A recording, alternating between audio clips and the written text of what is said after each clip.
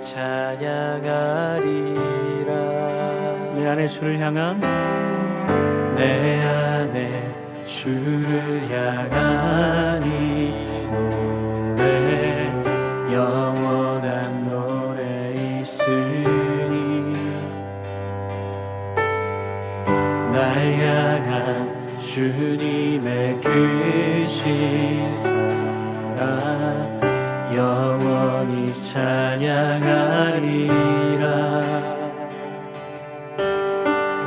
영원히 찬양하리라.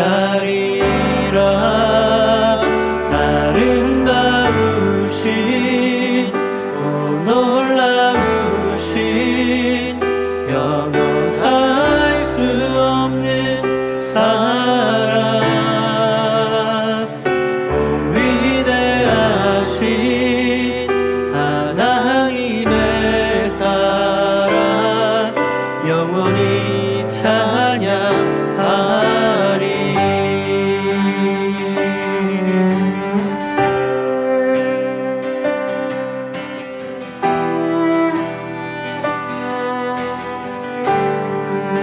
십자가 그 사랑 찬양하리. 십자가 그 사랑 찬양하리. 날 구원하신 그 사랑 내 삶을 드려 찬양하리라. 놀라우신 주의 사랑 영원히 찬양하리라.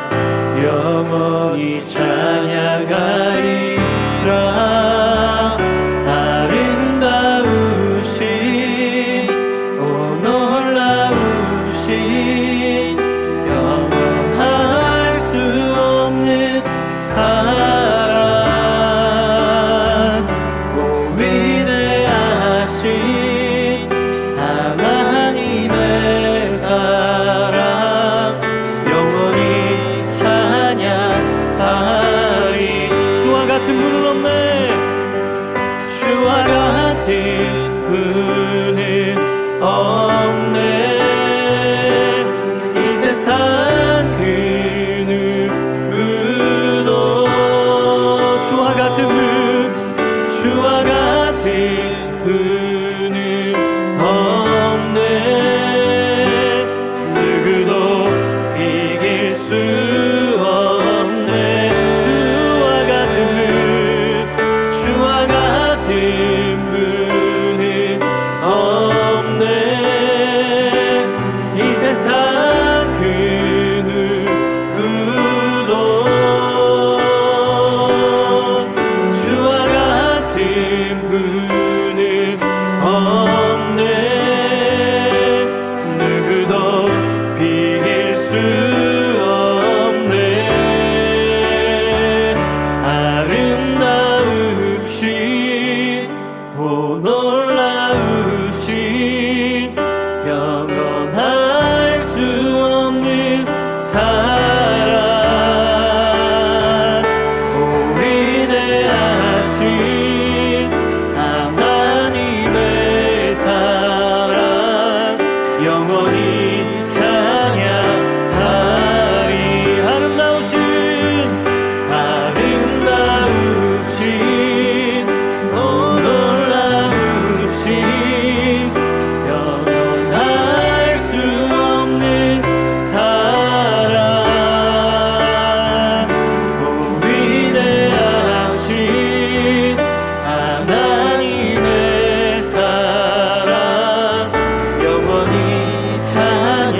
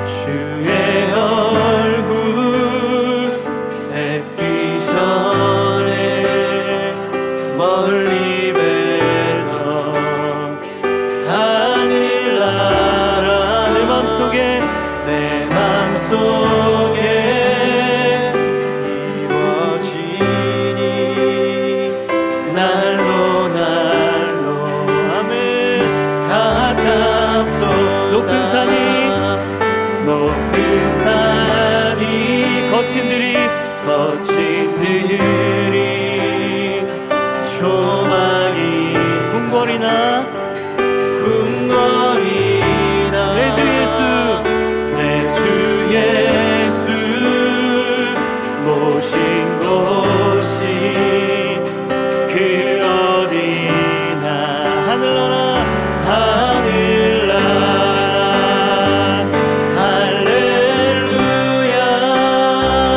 찬양하세 내 모든 죄 사함받고 주 예수와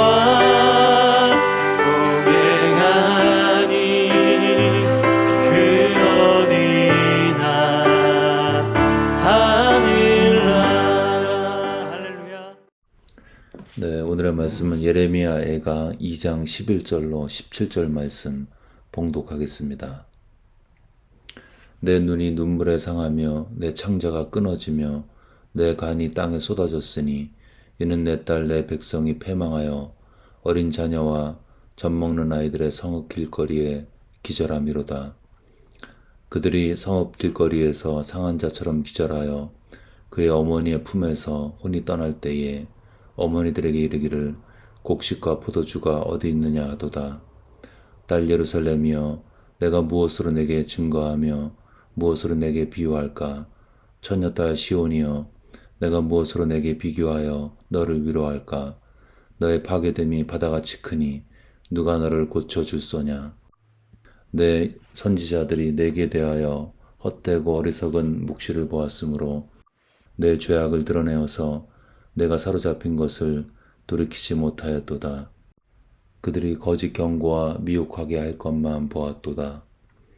모든 지나가는 자들이 다 너를 향하여 박수치며 딸 예루살렘을 향하여 비웃고 머리를 흔들며 말하기를 온전한 영광이라 모든 세상 사람들의 기쁨이라 일컫던 성이 이 성이냐 하며 내 모든 원수들은 너를 향하여 그들의 입을 벌리며 비웃고 이를 갈며 말하기를 우리가 그를 삼켰도다. 우리가 바라던 날이 과연 이 날이라. 우리가 얻기도 하고 보기도 하였다 하도다. 여호와께서 이미 정하신 일을 행하시고 옛날에 명령하신 말씀을 다 이루셨으며 긍휼히 여기지 아니하시고 무너뜨리사 원수가 너로 말미암아 즐거워하게 하며 내 대적자들의 뿔로 높이 들리게 하셨도다. 아멘. 네, 오늘 본문에서 예레미야는 패망해 가고 있는, 그래서 하나님께로부터 버림받아 하나님의 진노를 경험하고 있는 예루살렘을 향해 외치고 있습니다. 이러한 예루살렘에 임한 재앙의 모습은 몇 가지 주제로 나눌 수 있습니다. 먼저는 11절에서 12절, 이 두 절에서는 전쟁과 함께 임했던 기근에 대해서 묘사하고 있습니다. 전쟁과 그로 인한 기근이 올 때 가장 큰 고통이 임하는 그룹은 아이들이죠. 그래서 여기 말씀해 보면 이는 딸 내 백성이 패망하여 어린 자녀와 젖먹는 아이들이 성읍 길거리에서 기절함이로다.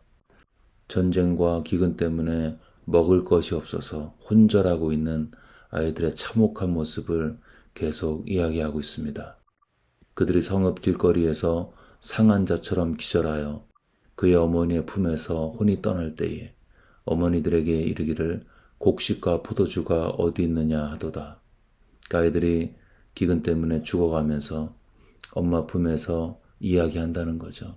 엄마, 먹을 것이 어디 있습니까? 그걸 바라보는 부모의 마음이 어땠을까요? 이 참혹한 상황 앞에서 예레미야는 울고 있는 것입니다.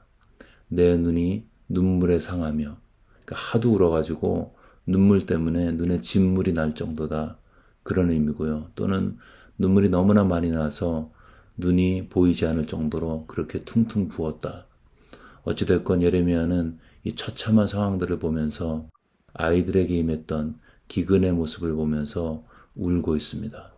또 내 간이 땅에 쏟아졌으니, 이 간이란 것은 하트, 이 마음으로 표현할 수 있는데 마음이 땅바닥에 쏟아졌다. 이 말씀은 내 마음이 감정적으로 완전히 무너졌다, 그렇게 표현하고 있는 것입니다. 이렇게 기근과 전쟁으로 인한 고통을 선포한 다음에 탄식한 다음에 13절에서는 이런 처참한 상태의 예루살렘에게 위로를 주고자 하는 한 사람을 묘사하고 있습니다.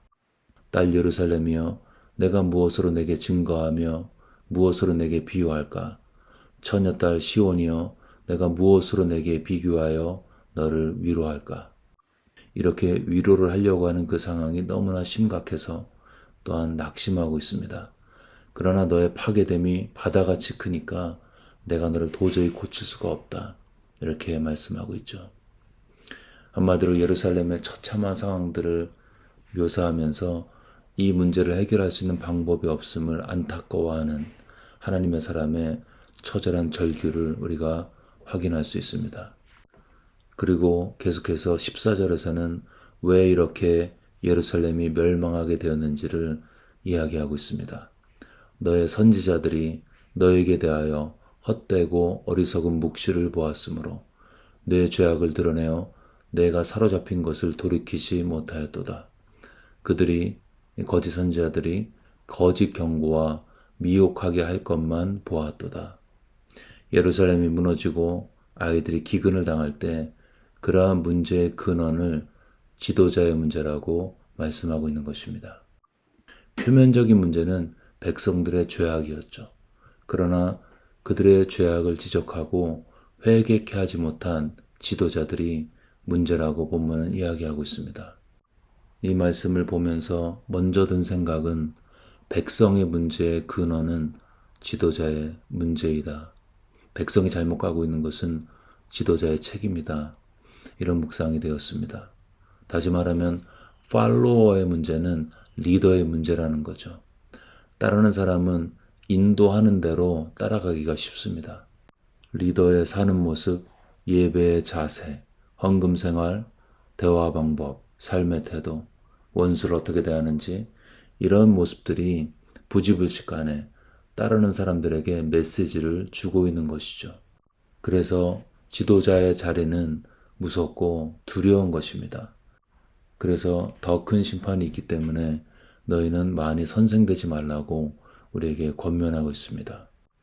그리고 일단 리더가 되었으면 나를 바라보고 있는 영혼들의 그 결과가 그들의 영혼의 마지막 프로덕트가 나에게 달려있음을 기억하고 무거운 사명감을 느끼고 살아가야 하는 것입니다.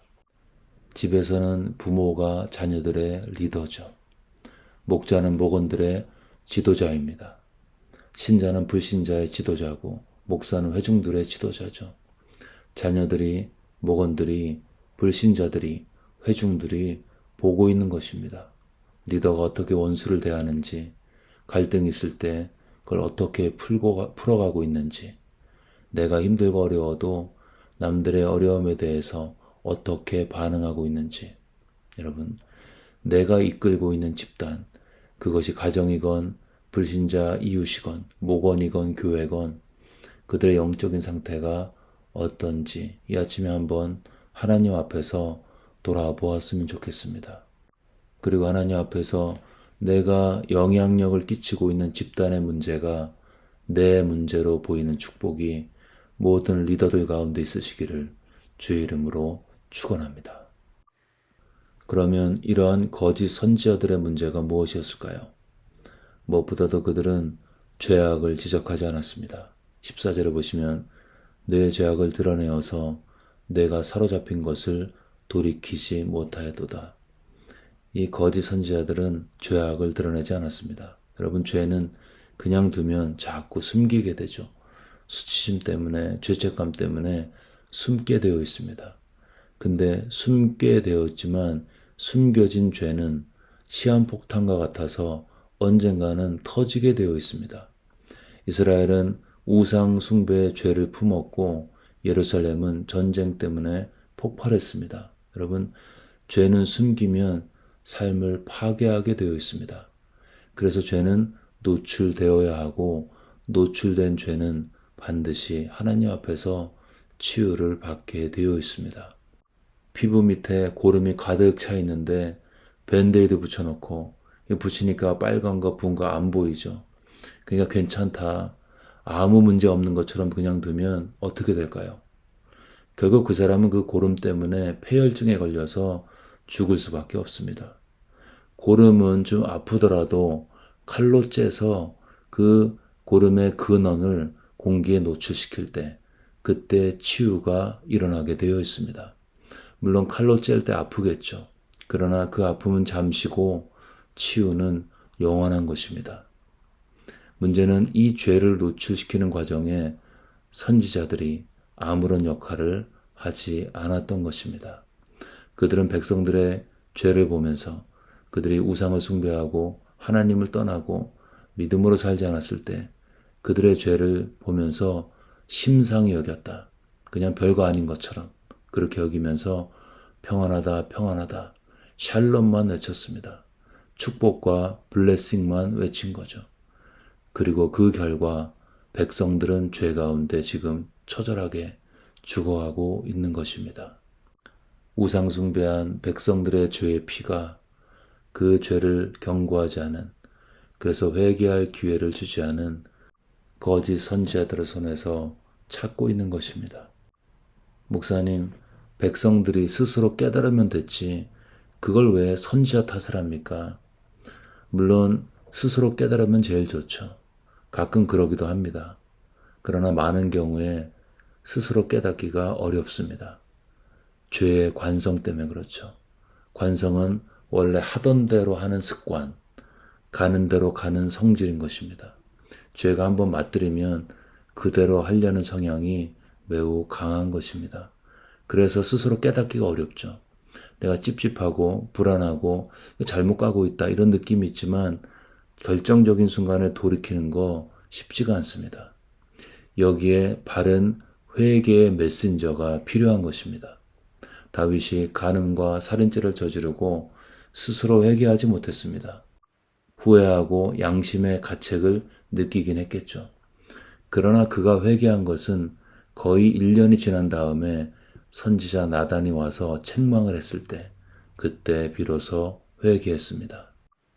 신구약 중간기를 거치면서 무뎌진 이스라엘 백성들을 깨운 것은 침례 요한의 회개의 외침이었습니다.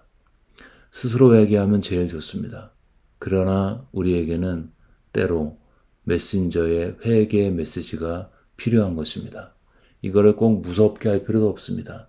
긍휼의 마음으로 형제님, 이렇게 사는 것은 하나님의 마음을 아프게 하는 것입니다. 하나님의 마음을 아프시게 하면 안 됩니다라고 눈물로 탄식으로 이야기하는 것입니다. 사랑의 마음으로 이렇게 있으면 큰일 납니다. 빨리 돌아오십시오라고 탄원하고 그들의 손을 붙들고 돌이킬 수 있도록 이야기하는 것입니다. 인도의 선교사 존 하이드가 하나님을 떠나려고 하는 형제 앞에서 권면했습니다. 그러나 그 형제의 마음은 이미 주님을 떠난 상태였죠. 그런 그를 향해서 그러면 안 된다고 존 하이드는 그냥 울면서 탄식할 수밖에 없었습니다. 그 형제는 떠났고 존 하이드는 터벅터벅 돌아왔습니다. 그런데 그 다음 주에 그 형제가 돌아왔습니다. 존 하이드가 반가워서 이야기하죠. 자네 어떻게 돌아왔는가? 그 형제가 대답합니다. 네, 저는 선생님께서 그렇게 살면 안 된다고 나를 권면하면서 흘렸던 눈물이 내가 자려고 할 때, 아침에 깨었을 때 계속 기억이 나서 내가 견딜 수가 없었습니다. 그래서 돌아왔습니다. 이렇게 고백을 했습니다. 이것이 본문에 있는 예레미야의 마음인 것이죠. 그리고 패역한 세대를 바라보는 오늘날의 성도의 마음인 것입니다. 여러분, 죄와 짝하며 살고 있는 세상은 예레미야의 회개 촉구의 메시지와 눈물이 필요한 것입니다. 혹시 내가 그러고 있다면 빨리 돌이켜야 되고요. 혹시 주변에 그런 걱정스러운 사람이 있다면 존 하이드처럼 예레미야처럼 눈물로 회개를 촉구해야 하는 것입니다. 성도가 교회가 깨어서 이렇게 기도할 때 세상은 주님께로 돌아올 것입니다. 가정의 리더로서 사역의 섬김이로서 세상을 바로 분별하고 세상이 듣고 싶은 음성이 아닌 주님의 마음이 담긴 회개의 메시지로 세상 가운데 주님을 증거하시는 우리 모두가 되시기를 주의 이름으로 축원합니다. 아멘. 네, 이 시간 들은 말씀 붙들고 기도하실 때 우리가 예수님을 믿는 세상의 리더로서 세상에 대해서 사랑의 동기 가운데 회개의 메시지를 증거할 수 있도록 세상을 향하신 우리 가정을 향하신 또 목장을 향하신 주님의 음성을 바로 듣고 분별해서 있는 그대로 가감하지 않고 증거하는 그러한 메신저가 될 수 있도록 들은 말씀 마음에 새기면서 간절히 기도하겠습니다.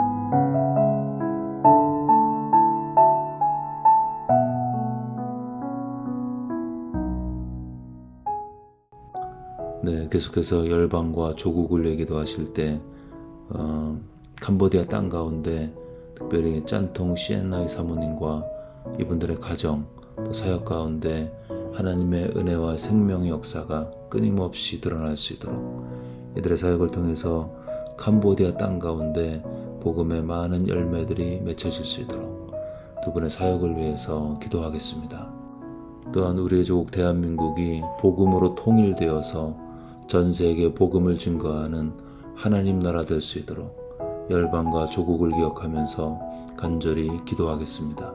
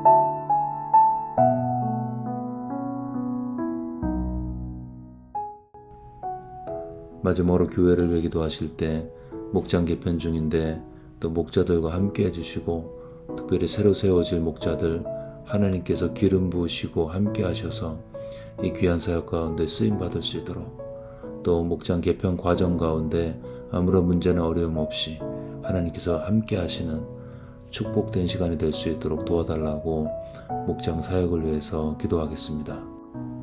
또 여름 중에 여러 선교팀들이 준비되고 있습니다. 멕시코, 캄보디아, 한국, 필리핀, 미 국내 선교, 은혜 침례교회 선교, 최 목사님의 설교 사역 이런 사역을 통해서 우리 교회가 열방으로 나아가는 열방에 하나님의 빛을 비추는 도구로 쓰임받을 수 있도록 여름 선교팀을 기억하면서 기도하겠습니다. 마지막으로 몸이 아프신 분들의 치유를 위해서 하나님의 치유가 그들과 함께하여서 이전보다 더 건강해져서 하나님을 뜨겁게 사랑하고 섬길 수 있는 그러한 축복을 달라고 아프신 분들의 이름을 불러가면서 우리 한 마음으로 간절히 기도하겠습니다.